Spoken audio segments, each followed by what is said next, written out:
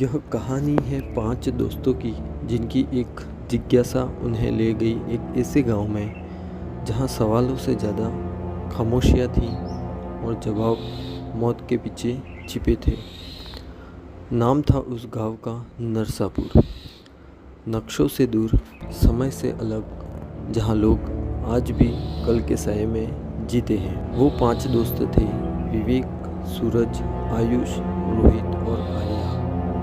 पांचों पत्रकारिता के छात्र अपने प्रोजेक्ट के लिए खोज रहे थे एक ऐसा गांव जहां अंधविश्वास और अपराधों के तार जुड़ रहे हों। नरसापुर के बारे में सिर्फ एक बात मशहूर थी: यहाँ रात में मत रुकना, कोई लौटता नहीं है। गांव पहुंचते ही हवा का रुख ही कुछ अलग था। चारों ओर सन्नाटा था, जैसे गांव कुछ छुपा रहा हो। कोई अंधेरा होते बाहर नहीं निकलता। बुजुर्गों ने बातचीत करने से इनकार कर दिया। एक 1.5 उम्र का आदमी बस इतना बोला: जो जानना चाहते हो वो जानना ठीक नहीं है। रात का पहला अनुभव। रात को गांव की एक झोपड़ी में वे सब रुके। ठंडी हवा और झिंगुरों की आवाज़ और बीच बीच में आती अजीब सी चीखें जिन्हें समझना नामुमकिन था। और चारों ओर डर का एक वातावरण छा गया था। आयुष ने कहा, कोई बीमार है या फिर जानवर की आवाज़। पर आर्या की आंखें डरी हुई थी। उसे कुछ और ही महसूस हो रहा था। पुराने मंदिर और सुराग। अगले दिन वे गांव के पुराने मंदिर तक पहुंचे। जब वे गांव के पुराने मंदिर तक पहुंचे, मंदिर खंडहर में बदल चुका था और वहां की दीवारों पर बने चित्र किसी बलि की कहानी कहते थे। विवेक ने मंदिर के पास एक टूटी हुई मूर्ति के नीचे एक पुराना बक्सा देखा, जिसमें कुछ दस्तावेज मिले और एक नाम मिला: शिवगामी। गांव की औरतें और सच। गांव की औरतें चुपचाप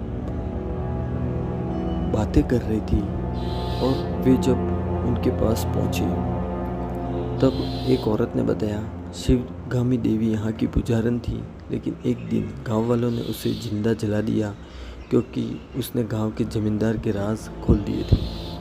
तब से जो भी उस मंदिर के पास जाता है या तो वो मर जाता है या फिर पागल हो जाता है। इन सुरागों के साथ विवेक ने पुराने पुलिस रिकॉर्ड निकाले। जांच के लिए उन्होंने संपर्क किया डिटेक्टिव डॉक्टर चमन से। डॉक्टर चमन ने गांव आकर जांच शुरू की। वे बोले, यह मामला आत्माओं का नहीं है बल्कि सत्ता और लालच का है। डॉक्टर चमन को पता चला, गांव का जमींदार, उसका बेटा और कुछ सरपंच हर साल एक महिला को भूत प्रेत के नाम पर मार देते थे और उसकी ज़मीन हथिया लेते थे। ये सब शिवगामी देवी ने उजागर करने की कोशिश करी, इसलिए उन्हें शिकार बनाया गया और बाकी कहानियाँ गाँव वालों के डर से बनती गई। सबूत मिलने के बाद डॉक्टर चमन ने पुलिस को बुलाया। गांव का जमींदार और उसके गुर्गे गिरफ्तार हुए। गांव में पहली बार किसी ने सच्चाई की बात की और वो भी बाहरी लोग थे। नरसापुर का सन्नाटा टूटा क्योंकि डर का चेहरा बेनकाब हुआ। और कहते हैं, डर वही होता है जो हम नहीं समझते, और जब सच सामने आता है तो सभी अंधविश्वास भाग जाते हैं। नरसापुर की कहानी एक सच बन गई और 5 दोस्तों का प्रोजेक्ट देश के सबसे बड़े अखबार की हेडलाइन। नरसापुर हुआ डर मुक्त।